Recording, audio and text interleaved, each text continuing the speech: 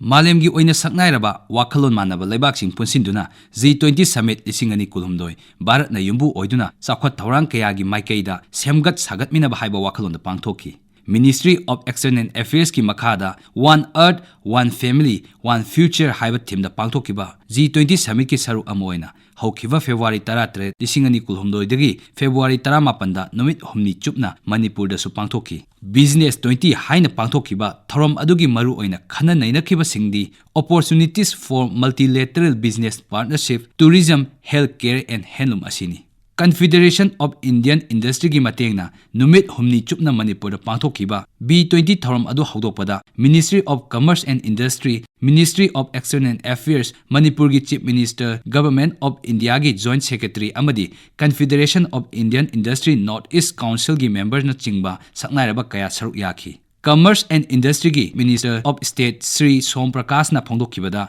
awang nongpok lamdamda leiriba state sing asina leibak asigi chawkhat hannaba amadi tongan ba cultural diversity amasung heritage singi thodang lori. Aduga Manipurna asigumlaba phajaba singthaningai oiba culture asigi maru oiba mafam oiri. Maram aduna North East region da akhanaba mayeng thamduna region asibu hena chawkhat hanbada mateng pangsinanaba Ministry of North East region haiba amasu thamle. Aduga maru oina Manipur gi helungi matangdasu fisa lonsagi lamda thoidokna haisinglaba nupi singna puthokpa fi gi design sing lamdam sigi miyamna pamnabata natana mapa lebak singna pamnabagi wafam phawa phodok lamki. Handaki matang asida Manipur gi tourism asibu chawkhat hanabagi damak American company amana yamlaba sempham sing thadaningbagi apamba phodok lamki. Atopa lebaki diplomat sing foreign delegate sing industry gi mihut sing amadi official sing na ukiba iramdam gi pothok sing nupi sing tana iyong da khutna hatuna saba moirang fijan chanba fi akhanaba mayek hatpa akoppa langna khutana saba wangkai fi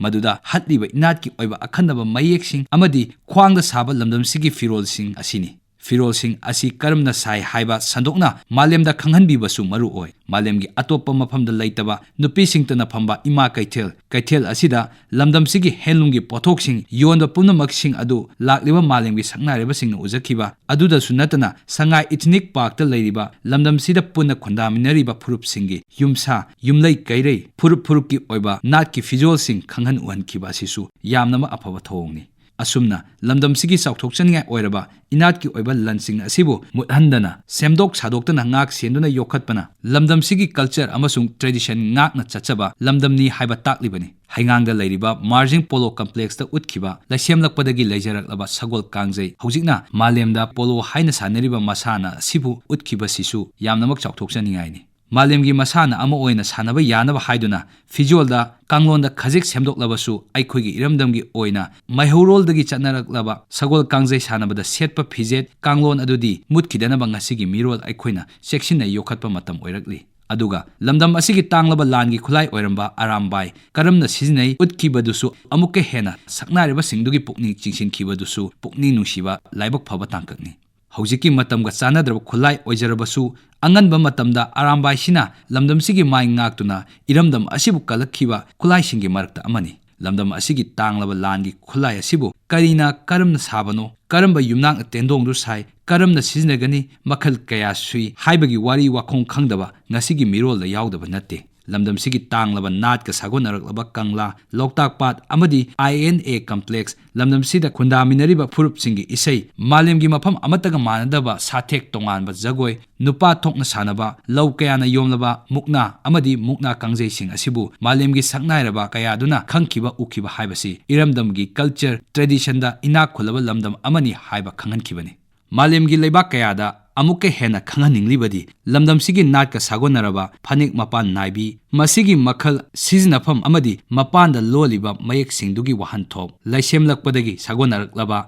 khamen chatpa mayek asigi sizinafam matik magul sing thoidok hendokna matik mayai chenba misakta manafi oina sizinarambagi wari wakhong amadi nungda wahanthok kaya phumduna leiriba androgi sinai chei ukrulgi nungbi chapu asida sunatana lamdam sigi penana chingba akhanaba natki potlam sing asisu malemgi mafam punamakta khangan khiba uhan khibada lamdam asigi culture asi yamna tha wangi haibasi khangan khidoribani. Amaromda malemgi atopa mafamda phangdraba lamdam asigi tanglaba lan oiriba sangai siroi lilina chingba sing asibu nuksibiba kayana pamjabagi pamujabagi ming oina sizinari. ꯍꯥꯏꯔꯤꯕ ꯇꯥꯡꯂꯕ ꯂꯟꯁꯤꯡ ꯑꯁꯤꯁꯨ ꯍꯧꯖꯤꯛꯀꯤ ꯂꯩꯔꯤꯕ ꯐꯤꯚꯝ ꯑꯁꯤꯗꯒꯤ ꯍꯦꯟꯅ ꯐꯒꯠꯍꯟꯅꯕ ꯃꯥꯂꯦꯝ ꯄꯨꯝꯕꯅ ꯍꯦꯟꯅ ꯄꯨꯛꯅꯤꯡ ꯆꯤꯡꯁꯤꯟꯅꯕ G20ꯒꯤ ꯇꯨꯔꯤꯖꯝꯗ ꯊꯝꯂꯛꯂꯤꯕ ꯃꯤꯠꯌꯦꯡꯁꯤꯗ ꯈꯨꯗꯣꯡꯆꯥꯕ ꯂꯧꯍꯧꯕ ꯌꯥꯕꯒꯤ ꯃꯇꯥꯡꯅꯤ꯫ ꯍꯟꯗꯛ ꯚꯥꯔꯠꯅ G20ꯒꯤ ꯌꯨꯝꯕꯨ ꯑꯣꯏꯗꯨꯅ ꯄꯥꯡꯊꯣꯛꯈꯤꯕ ꯁꯃꯤꯠ ꯑꯁꯤꯒꯤ ꯃꯇꯥꯡꯗ ꯚꯥꯔꯠꯀꯤ ꯄ꯭ꯔꯥꯏꯝ ꯃꯤꯅꯤꯁꯇꯔ ꯅꯔꯦꯟꯗ꯭ꯔ ꯃꯣꯗꯤꯅ G20 ꯑꯁꯤꯅ ꯄꯨꯝꯅꯃꯛ ꯀꯣꯟꯁꯤꯟꯕ, ꯑꯅꯤꯡꯕ ꯄꯥꯡꯊꯣꯛꯄ, ꯆꯞ ꯆꯥꯕ ꯐꯜ ꯐꯪꯍꯟꯕ ꯑꯃꯁꯨꯡ ꯊꯕꯛꯇ ꯑꯣꯟꯊꯣꯛꯄ ꯍꯥꯏꯕꯗꯨ ꯁꯣꯏꯗꯅ ꯑꯣꯏꯒꯅꯤ ꯍꯥꯏꯅ ꯐꯣꯡꯗꯣꯛꯄꯁꯨ ꯂꯩꯈꯤ꯫ ꯑꯗꯨꯒ ꯑꯈꯟꯅꯅ ꯇꯨꯔꯤꯖꯝ ꯆꯥꯎꯈꯠꯍꯟꯗꯨꯅ